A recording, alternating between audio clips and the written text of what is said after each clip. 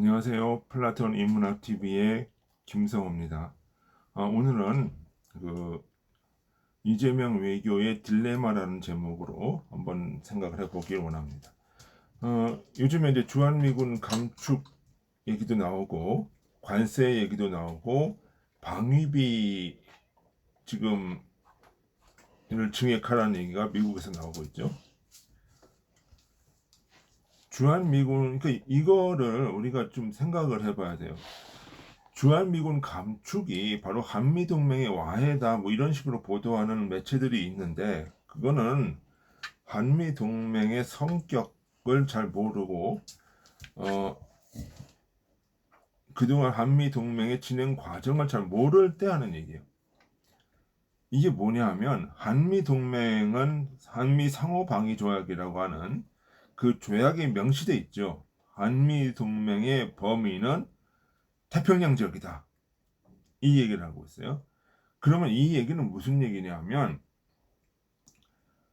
한미 동맹 이 태평양 지역 안에서 미국과 한국이 어떤 이익이 침해되는 일이 발생했을 때 양국은 서로 협조를 해야 된다고 하는 그 내용이 한미 동맹 상미 상호 방위 조약에 들어가 있는 거예요. 그러면 우리가 대만 문제를 딱 생각을 해보면 이것도 태평양 지역의 문제죠. 그러면 이 태평양 지역에서 대만이 위협을 받는다. 그러면서 이제 미국의 어떤 질서 속에 위협이 된다고 생각하면은 우리는 어떻게 돼요? 거기에 협조를 해야 되는 거예요. 그래서 이 태평양 지역으로 정해져 있기 때문에 1970년대 월남전이 터졌을 때 한국도 그 동맹의 조약에 따라서 지원병을 보낸 거예요. 파병을 한 거예요.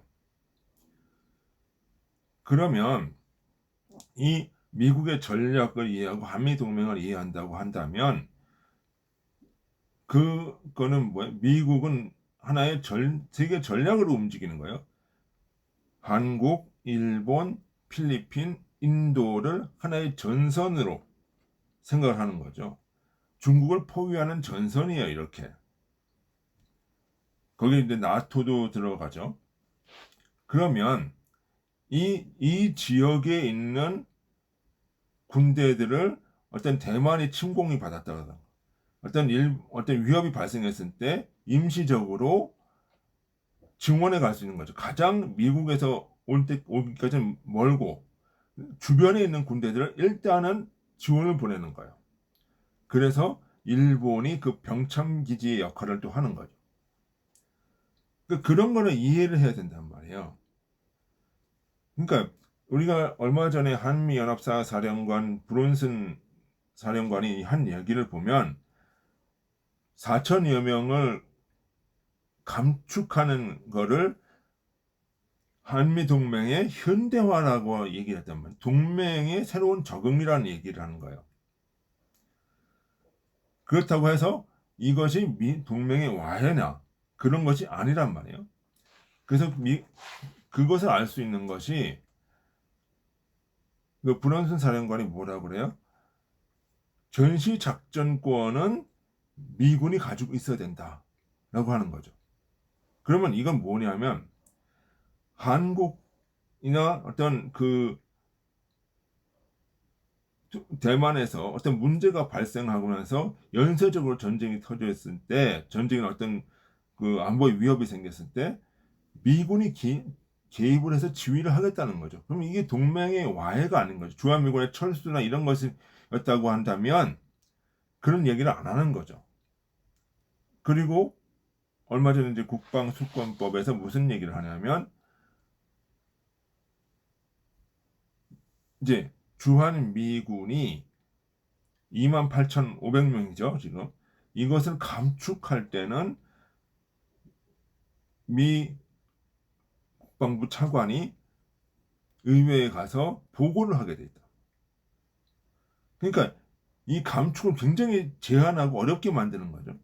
근데 문제는 뭐냐면 이것이 순환 배치까지는 아니라는 거예요. 이게 그러니까 주한미군 28,500명이 있다고 하더라도 명시를 하더라도 대만에서 어떤 문제가 발생했을 때 이 군대를 일시적으로 보내고 나중에 또 보충을 받는 이런 것이 지금 명시가 되어 있단 말이에요. 그럼 문제는 뭐냐면 요 기간의 텀에 안보 공백이 생길 수 있다는 것에 문제가 있다는 거죠. 그래서 트럼프 대통령도 그 안보 공백을 최소화하기 위해서 방위비 증액을 요구를 하는 거예요. 그래야 이런 유사시 상황에 대해서 대비를 할 수 있다는 거예요. 그러니까 이런 전략을 이해를 해야 미국과의 대화도 될 수가 있는 것이고 어떤 대비책을 마련해 줄 수 있는 것이고 하는 거죠. 그러니까 이런 것들을 이해를 하고 이야기를 해야 만약에 우리가 그 주한미군이 다시 순환 배치되면서 대만으로 가더라도 미국은 이에 대해서 보충할 수 있는 어떤 대책이 있는지도 물어볼 수가 있는 거고 그러면서 우리가 또 준비할 수 있다는 거예요. 근데 이런 얘기가 없이 그냥 뭐 주한미군 감축은 뭐 한미 동맹이 와해가 되는 거고 이런 거를 얘기를 하면 본질을 모른다는 거죠. 그러면 과거에는 이런 감축 논란이 있을 때 어떻게 대응을 했냐 이거를 생각을 하는 거예요. 그거를. 그래서 전에는 윤석열 대통령 때는 뭘 했어요? 전술핵 재배치를 얘기를 하는 거예요. 그리고 심지어는 뭐야 핵 무장 얘기도 슬쩍 하는 거예요. 이렇게 민간에서. 그러면은 이렇게 얘기를 해야 되는 거예요. 만약에 이 4,500명이 나갔었고 새로 증원돼야 되는 병력이 들어오는 그 공백기에 적어도 전술핵 정도는 우리 배치를 해놔야 우리 안보 같은 유지될 수 있는 것 아니냐고 미국한테 이야기를 할 수가 있는 거죠. 그러니까 무조건 저거 감축 안 된다 뭐 이렇게 얘기를 하는 게 아니라 그렇게 이야기를 한단 말이에요. 해야 된단 말이에요. 그래서 윤석열 대통령 같은 경우는 뭐예요? 슬쩍 언론한테 흘렸죠 이걸. 야 우리 핵 개발도 좀 해야 되는 거 아니냐? 미국 외교 채널을 통해서 미국한테 얘기를 한 게 아니라 슬쩍 언론에 흘린 거예요.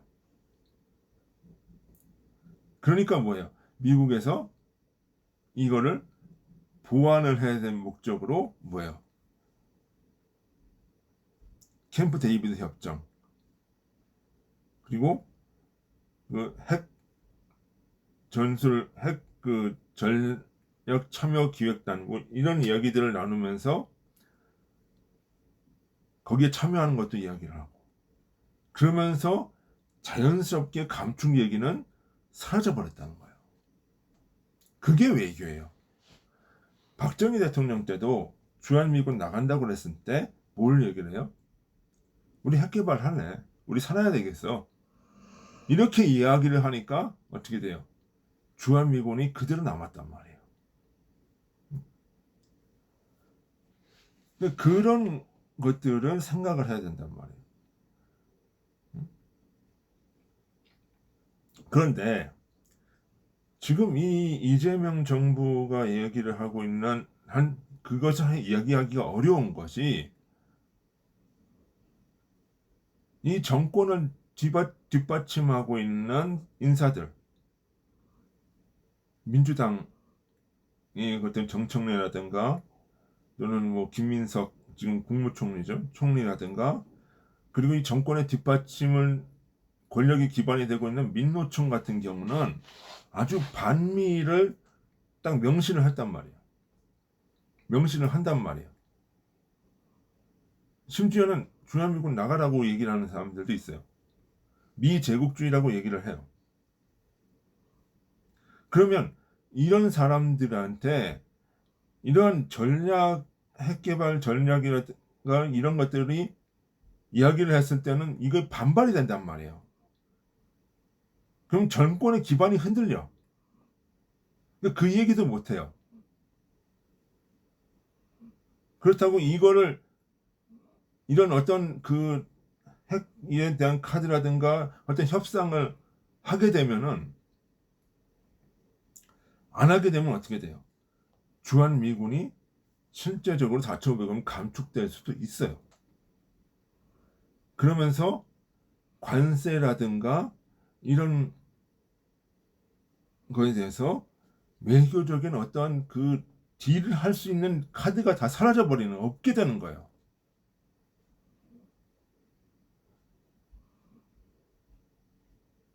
그러면서 또 어떻게 돼? 외교적으로 이런 이야기들이 서로 오가게 되면은, 자, 한국의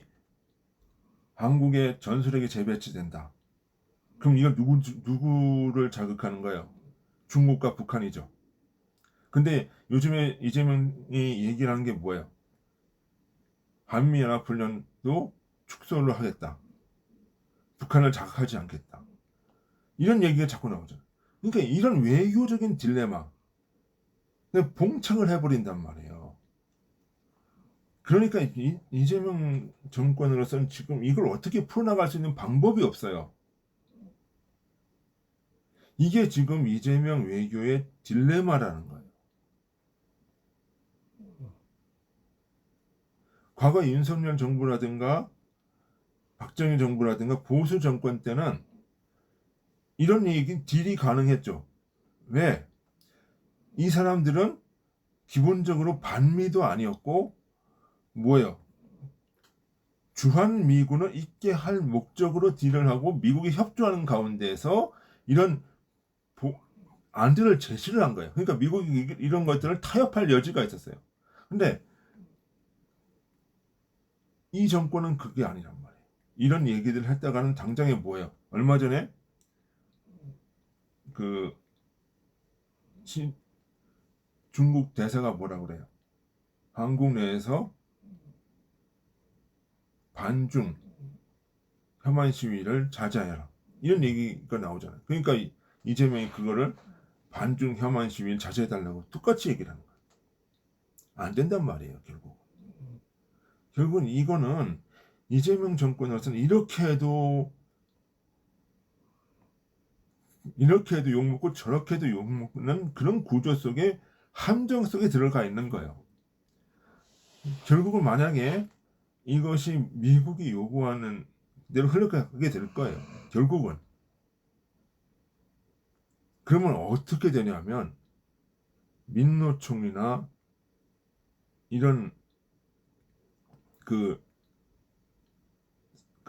이제 친북 어떤 그 친중 어떤 이런 정권의 기반이 흔들리면서 깨지면서 내부적으로 충돌이 일어나서 망할 수 있어요. 그 구조 속에 지금 한국 외교가 있단 말이에요. 이 그래서 우리가 생각을 해야 되는 거는, 이 외교적인 문제, 정권의 한계를 분명히 인식을 하고 이거를 바꿔야 되는, 꾸준히 이 현실을 인식시키고 바꾸는 노력들, 이 정권에 대한 어떤 바꾸는 노력들이 해야 된다. 그러니까 결국은 뭐냐면 이 이재명 정권이 국가의 이익을 생각하는 정권이 아니라 결국은 정권 자체를 위한 외교를 하고 있는 거예요. 그러다 보니까 망할 수밖에 없어요. 그것이 바로 지금 이재명 정권의 외교의 한계다. 그래서 국내적으로 특검도 하고 의회도 지금 190석이 됐고 대통령도 됐고 하니까 굉장히 잘 나가는 것 같지만, 오히려 국제 정세적인 큰 흐름에서 보면 이거는 위기다, 붕괴될 수도 있다라고 봐야 될 것입니다. 그러면서 우리 시민들은 이런 상황들을 보면서 미래에 다음에 어떻게 우리가 정권을 찾고 어떤 사람들을 대안으로 내세울지 고민을 해야 된다는 거죠. 그것이 우리 지금 한국 외교의 문제라는 것을 말씀드리고자 합니다. 오늘은 여기까지 하겠습니다. 수고하셨습니다. 안녕히 계십시오.